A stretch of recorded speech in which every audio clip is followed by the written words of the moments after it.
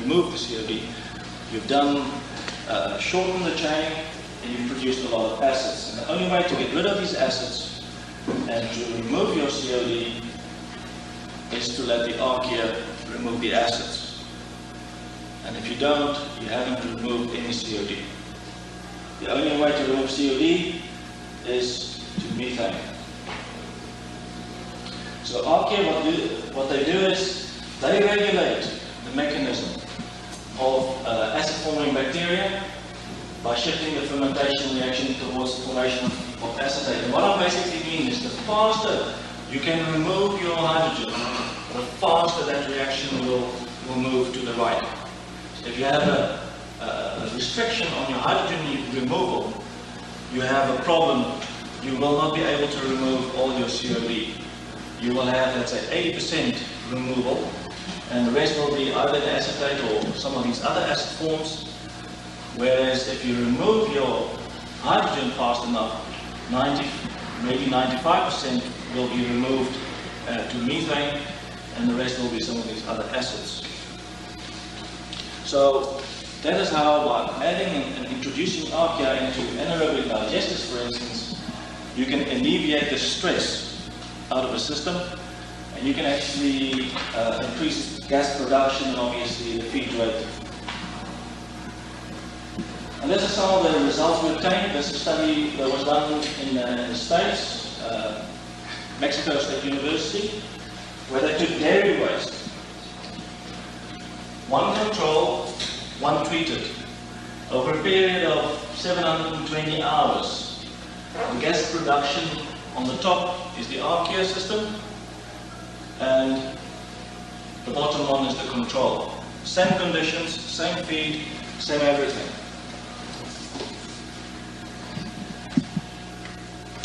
And as you can see, the percentage increase versus the control is more than 100%. More than 100% gas production.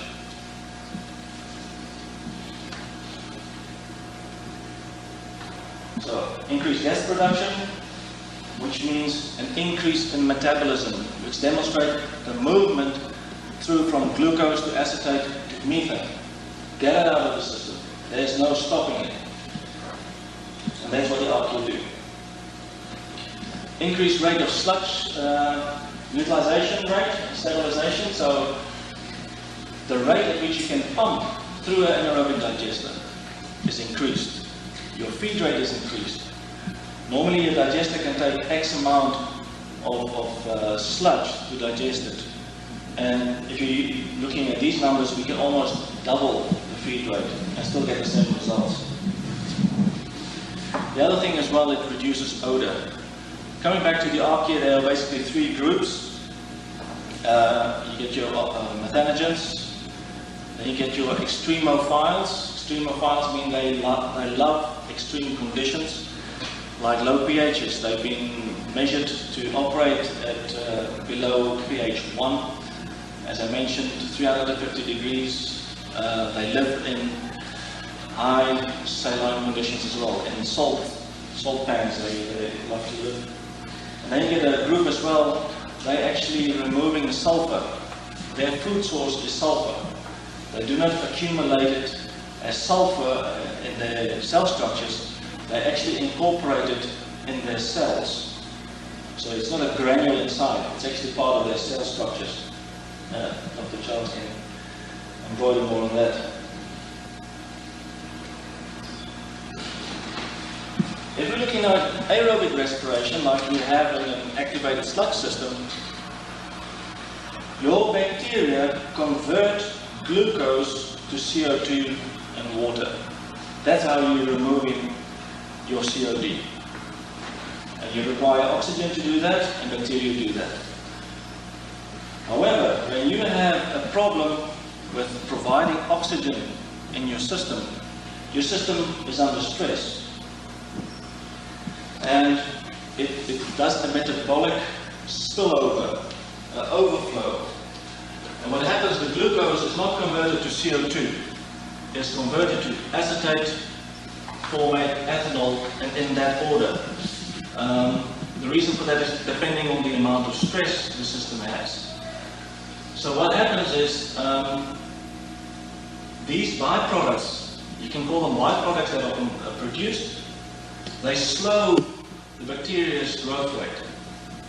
These bacteria are not growing optimally because of these byproducts being produced, but these byproducts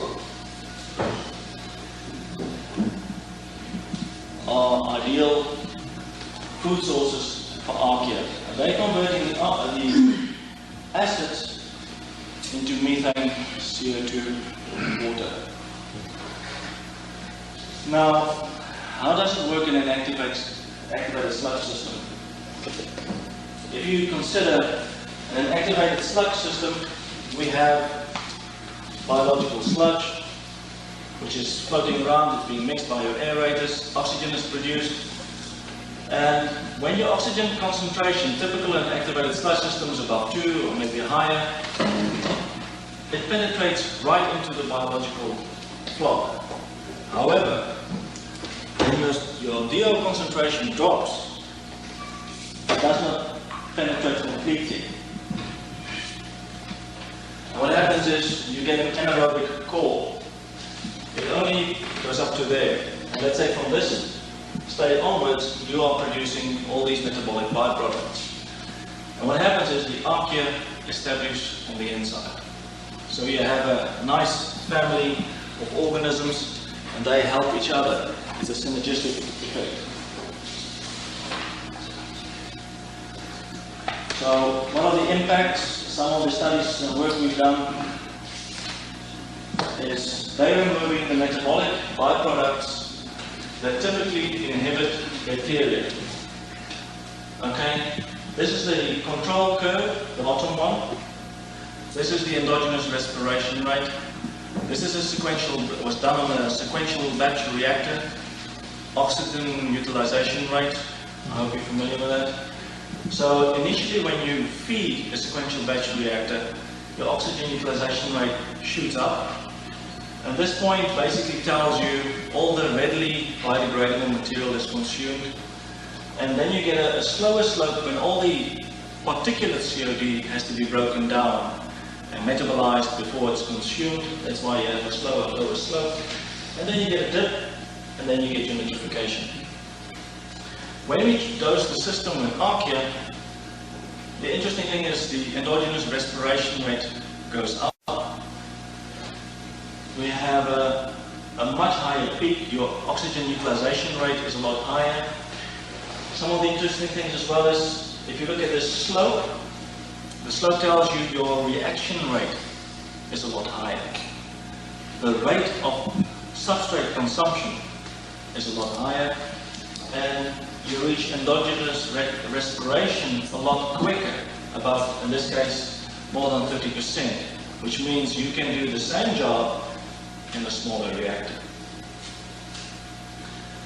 So let's just work through those points again.